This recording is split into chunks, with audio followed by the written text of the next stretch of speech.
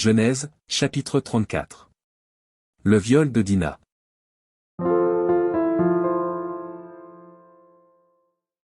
Dina, la fille que Léa avait enfantée à Jacob, sortit pour voir les filles du pays. Elle fut aperçue de Sichem, fils de Hamor, prince du pays. Il l'enleva, coucha avec elle, et la déshonora. Son cœur s'attacha à Dina, fille de Jacob, il aima la jeune fille, et sut parler à son cœur. Et Sichem dit à Hamor, son père, donne-moi cette jeune fille pour femme.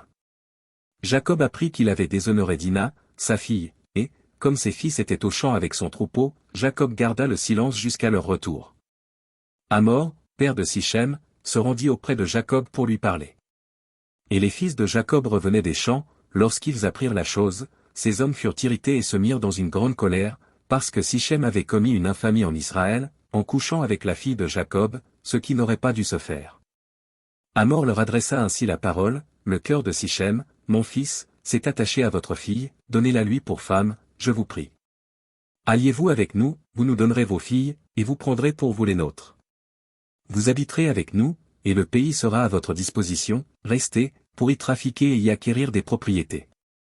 Sichem dit au père et aux frères de Dina, que je trouve grâce à vos yeux, et je donnerai ce que vous me direz. Exigez de moi une forte dot et beaucoup de présents, et je donnerai ce que vous me direz, mais accordez-moi pour femme la jeune fille.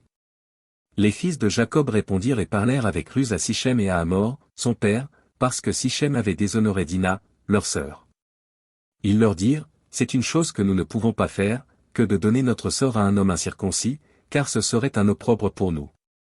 Nous ne consentirons à votre désir qu'à la condition que vous deveniez comme nous, et que tout mâle parmi vous soit circoncis. Nous vous donnerons alors nos filles, et nous prendrons pour nous les vôtres, nous habiterons avec vous, et nous formerons un seul peuple. Mais si vous ne voulez pas nous écouter et vous faire circoncire, nous prendrons notre fille, et nous nous en irons. Leurs paroles eurent l'assentiment de Hamor et de Sichem, fils de Hamor. Le jeune homme ne tarda pas à faire la chose, car il aimait la fille de Jacob. Il était considéré de tous dans la maison de son père. Hamor et Sichem, son fils, se rendirent à la porte de leur ville, et ils parlèrent ainsi aux gens de leur ville.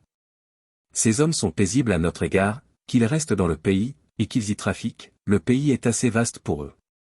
Nous prendrons pour femmes leurs filles, et nous leur donnerons nos filles.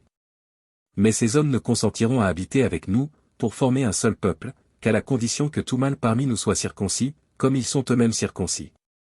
Leurs troupeaux, leurs biens et tout leur bétail, ne seront-ils pas à nous? Acceptons seulement leurs conditions, pour qu'ils restent avec nous.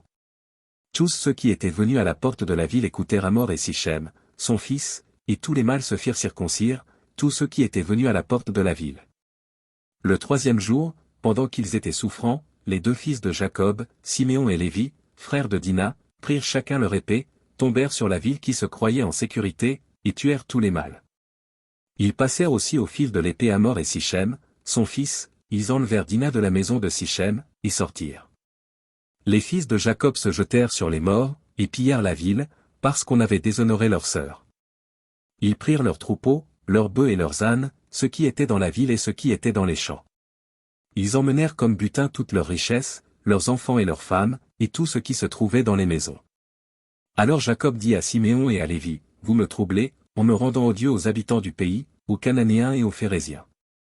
Je n'ai qu'un petit nombre d'hommes, et ils se rassembleront contre moi, ils me frapperont, et je serai détruit, moi et ma maison. Ils répondirent, traitera-t-on notre sœur comme une prostituée?